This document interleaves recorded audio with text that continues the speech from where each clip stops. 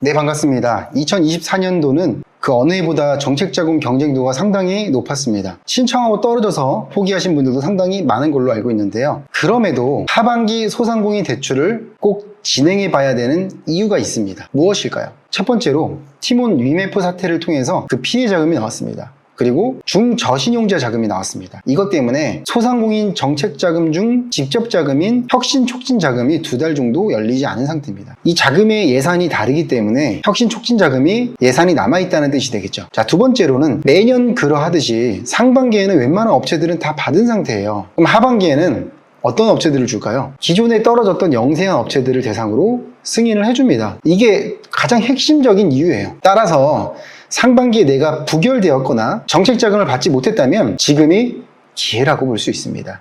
보통 소상공인 정책자금 대출 신청한 다음에 적게는 한 달, 길게는 2달까지 걸립니다. 현재 소상공인진흥공단에 저희가 문의를 했어요. 문의를 해보니까 공단 홈페이지에는 9월 중에 열린다라고 나와 있는데 문의해 본 결과 10월에 열린다는 답변을 받았습니다. 따라서 2달 정도 걸린다 했잖아요. 나오는 데까지. 해를 넘기지 않기 때문에 10월에 열리는 게 마지막일 수도 있고요. 11월에 한 번 정도 마지막으로 더 열릴 수가 있습니다. 길게 설명할 필요 없이 나에게는 해당이 되는지 안 되는지가 중요한 거잖아요. 그래서 제 옆에 보이시죠? 이 목차에 따라서 나에게 맞는 부분을 보시면 되겠습니다. 첫 번째로 매출 신장입니다. 저희가 올해 진행을 했을 때 이 자금을 받는 분들이 제일 적었어요. 왜냐하면 경기가 침체됐잖아요. 경기가 침체됐는데 사실 매출이 올라간다는 조건을 맞추는 게 쉽지가 않아요. 조건이 굉장히 까다롭습니다. 매출 신장은 2가지로 나뉘는데 국내 매출과 수출이 있습니다. 국내 매출은 2년을 봅니다. 2년 연속 매출이 성장한 소상공인에게 최대 2억까지 주는 정책자금입니다. 해당 공문을 보시면 기준이 21년도부터예요. 21년부터 23년까지 2년 연속 계속해서 10% 이상이 매출이 증가돼야 됩니다. 21년도에 최소 매출이 5천만 원 이상은 되어야 된다는 자격 조건이 있습니다. 자, 이걸 통해서 알 수 있는 게 22년도 이후에 창업하신 분들은 받을 수 있을까요? 없습니다. 돌리세요.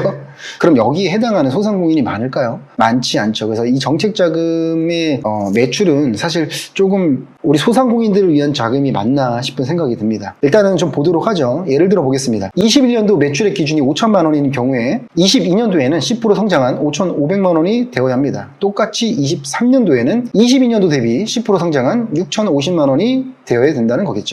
여기서 주의해야 될 것은 이게 순수하게 매출액입니다. 당기순이익 영업이익이 아닙니다.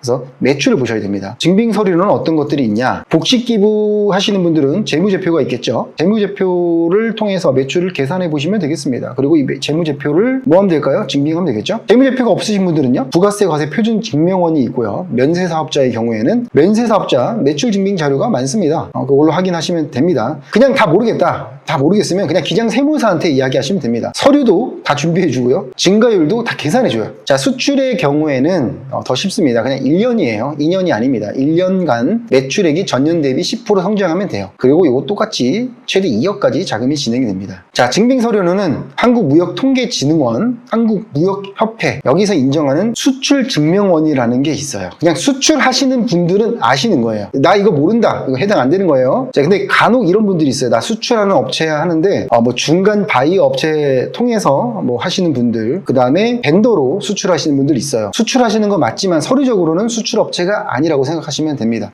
두 번째, 이커머스 사업입니다. 온라인을 활용해서 매출이 발생된다 하시면 다 해당되는 거예요. 그래서 최대 1억까지 가능합니다. 뭐 자사모를 가지고 계셔도 되고요. 네이버, 쿠팡, 지마켓 등 뭐 여러 가지 있잖아요. 플랫폼 입점해서 매출이 발생하시는 분들도 다 대상입니다. 자, 필요 서류 뭐가 있을까요? 여기 입점하거나 자사모를 하려면 뭐 있어야 돼요? 통신판매업 신고해야 되죠? 그래서 통신판매업 신고증 있어야 되고요. 매출을 내려면 뭐예요? 피지사 껴야 되잖아요? 매출 실적 증빙하시면 됩니다. 여기서 중요한 것이 무엇이냐? 기준이 있습니다. 통신판매업 신고 후에 6개월은 지나야 돼요. 그리고 매출도 6개월 정도는 나와야 된다는 겁니다. 저희가 상반기 계속 진행을 했을 때는 매출이 적으신 분들은 다 탈락됐어요. 근데 이거 마지막이기 때문에 영세한 것들도 다 준다고 하니까 도전을 해보시기 바랍니다. 세 번째로 자동화 설비입니다.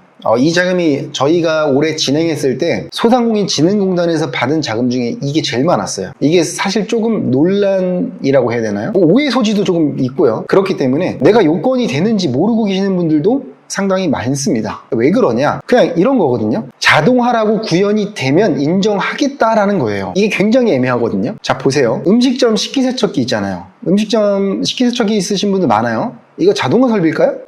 우리가 제조업의 자동화 설비는 들어봤는데 음식점의 식기세척기 자동화 설비 이상하잖아요. 이걸로 저희 받았어요. 오븐 레인지 있으신 분들 있잖아요. 자동화 설비일까요? 논란의 요소가 있다는 거죠. 뭐 보면은 이렇게 여러 가지 뭐 기술 분야들이 나옵니다. 세부적인 내용들. 자동 설비는 저희가 진행하면서 느낀 건 담당자에게 관점을 잘 이해시키면 자금 승인이 됩니다. 근데 이게 저희가 설득시킬 수는 없거든요. 저희는 어떤 식으로 설득을 해야 된다, 어떤 관점으로 이야기해야 된다는 말씀을 드려요. 그렇게 컨설팅을 해드린다는 거죠. 그것을 얘기하는 건 대표님이시잖아요. 근데 대표님께서 그걸 잘 못하신다 하면 어려운 경우가 있어요. 애매한 경우에는요. 그래서 똑같은 업체예요. 6절기로 받았어요. 6절기로 육가공 하시는 분들인데 어떤 A는 받았어요. B는 못 받았어요. 근데 A는 대표님이 진짜 대표님이에요. B는 과제사장이었어요. 그러니까 설명을 잘 못하는 거죠. 그래서 못 받았습니다. 이런 자금이 있다. 그래서 자동으로 인정되는 거 다 받을 수 있다. 최대 1억까지 또 나온다. 이런 것들 알고 계시면 되겠습니다. 그리고 여기서 또 중요한 게 뭐냐면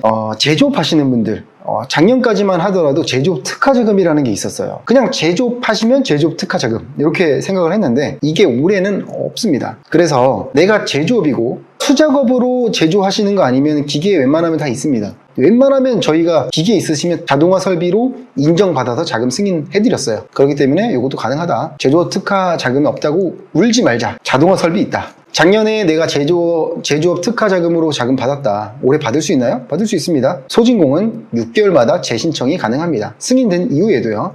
최대 3억까지는 나오더라고요. 이 정도 알고 계시면 되고요. 그 외에 해당되는 자동화 설비 어떤 것들이 있을까요? 키오스크 있고요. 뭐 로봇, 서빙 로봇, 식기세척기, 5분기, 6절기, 음악 만드시는 분들 있잖아요. 음향 장비도 돼요. 산업용 프린터 기기, 현수막 제작하시는 분들. 이 관점 잘 이해시키셔서 다 승인 받으시기 바라겠습니다. 또 뭐가 있을까요? 배달의 민족, 요기요, 쿠팡이츠 이렇게 사용해서 배달하시는 배달업체들.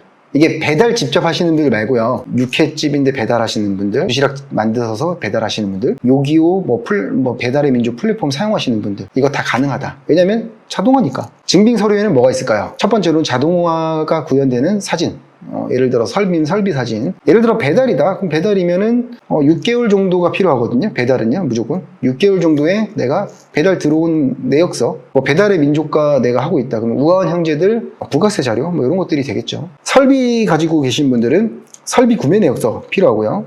세금 계산서, 렌탈, 리스 모두 가능합니다. 근데 저희가 이걸 진행하다 보니까 이거를 구매 내역서 가지고 계신 분들이나 세금 계산서, 렌탈, 리스 하시는 것보다는 현금으로 가지고 계시거나 아니면 그냥 공장 인수해서 한 번에 하시는 분들, 중고로 구매하시는 분들이 더 많아요. 근데 이거 없잖아요, 서류가. 이거 어떻게 할까요? 공문에 보면은 이건 안 된다고 돼 있어요. 인정 안 한다고 돼 있습니다. 근데 저희가 진행했던 업체들은 다 나오게 해드렸어요. 그래서 이런 부분들에 대해서 궁금하시면 저희 기업절연구소로 문의 주시면 되겠습니다. 자, 마지막으로 네 번째, 공통적 필요 요건입니다. 위에서 내가 요건이 맞는 게 있다. 그러면 마지막 요거 보시면 되겠습니다.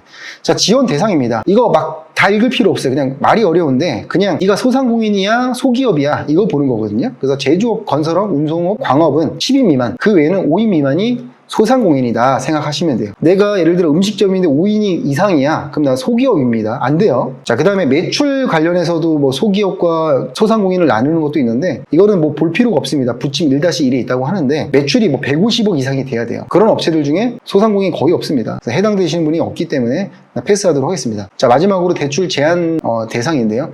이게 제일 중요합니다. 세금 체납 여러 가지가 있죠. 제일 중요한 것들만 좀 설명드릴게요. 일단 첫 번째로 세금 체납입니다. 이거 세금 체납되면 자금 안 나옵니다. 특히나 국세 같은 경우 부가세에 밀리신 분들이 굉장히 많아요. 이거는 그냥 가서 분납 처리를 하세요. 어느 정도 일시 상환하고요. 나머지 분납 처리하세요. 그럼 진행됩니다. 자, 두 번째, 연체. 이거는 무조건 안 돼요. 연체가 되면 신용등급도 어떻게 될까요? 떨어지겠죠. 연체되신 분들은 지금부터 준비하셔서 내년을 준비하셔야 돼요. 자, 그 다음에 보증사고 있으시거나 사회적 무리 일으키신 분들, 이거 안 됩니다. 내가 대표이사가 아닌데 주주에는 등재돼 있어. 이것도 안 돼요. 다 빠지셔야 돼요. 그 다음에 네 번째로 이자 보상 비율, 부채 비율. 이게 몇 번이냐면 7번, 8번, 9번인데요. 여기서 중요한 게 7년 미만 기업은 보지 않겠다 이렇게 공문에는 나와 있는데 보더라고요. 그래서 제가 싸웠어요. 담당자랑 한번 공문에 나와 있는데 자기는 어쩔 수 없대요. 너무 많이 올라오기 때문에 커트시킬 수밖에 없대요. 이런 부분 때문에 저희가 실제로 계속 떨어지는 대표님이 계셨는데 그분 6월달에 종소세 신고할 때 저희가